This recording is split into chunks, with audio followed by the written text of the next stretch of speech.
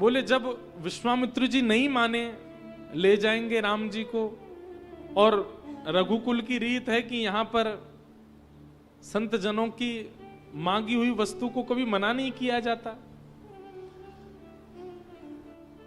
तो श्री दशरथ जी महाराज अपने भवन में गए और कैकेयी, सुमित्रा, कौशल्या मैया को बुला करके बोले बाबा को राम ही चाहिए ना? बोले हाँ। बोले राम भरत दोनों एक जैसे ही लगते हैं, भरत को भेज दो, भरत को भेज दो, साथ में शत्रुघ्न चले जाएंगे। उनको क्या पता चल रहा है कि ये भरत है, क्योंकि राम भरत बिल्कुल एक से ही लगते हैं। बोले हाँ ये योजना ठीक है। तो गए तो थे रोते हुए भवन में, लेकिन आए तो हंसते हुए आए दशरथ जी। दशरथ जी बोले आपने बड़ी कृपा की, हमारे कुल पर अनुग्रह करके आप हमारे बालकों को ले जाने के लिए आए हैं।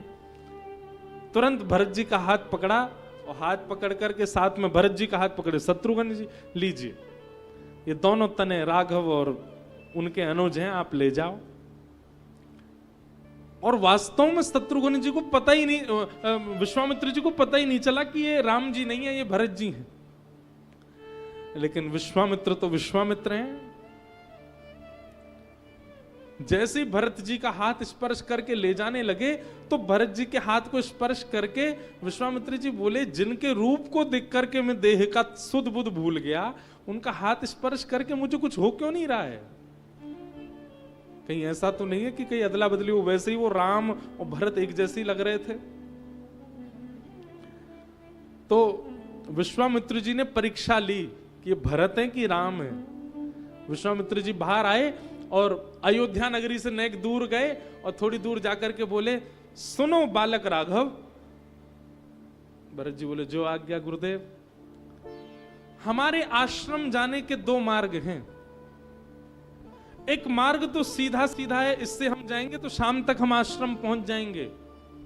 लेकिन ये दूसरा मार्ग थोड़ा दुर्गम है, इससे 2-3 दिन का समय लग सकता है। परंतु बात यह है कि जो जल्दी पहुंचाने वाला मार्ग है, इसी मार्ग में ताड़का नाम की एक राक्षसी रहती है। और भी कई राक्षस इस मार्ग में मिलेंगे, लेकिन ये जो दूसरा मार्ग है जिससे 2-3 दिन का समय लगेगा, इसमें कोई राक्षस नहीं है।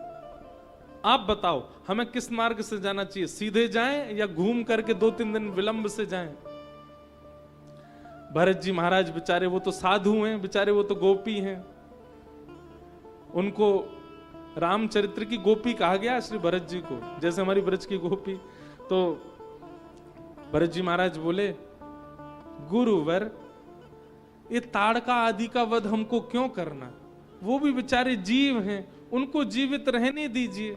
वो भी बेचारे कुछ खा पी करके अपना गुजर बसर कर लेंगे, उनको मार करके हमको क्या करना है गुरुदेव?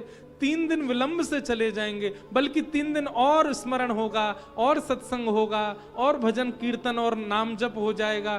3 दिन मार्ग में ही हम लोग संध्योपासन आदि सत्संग कर लेंगे। कृपा करके हम बड़े मार्ग से चल दें, ताड़का आदि को क्या करना मार करके गुरुदेव? विश्वामित्र जी समझ गए, बोले राम जी नहीं है, ऐसी साधु बुद्धि तो भरत की है।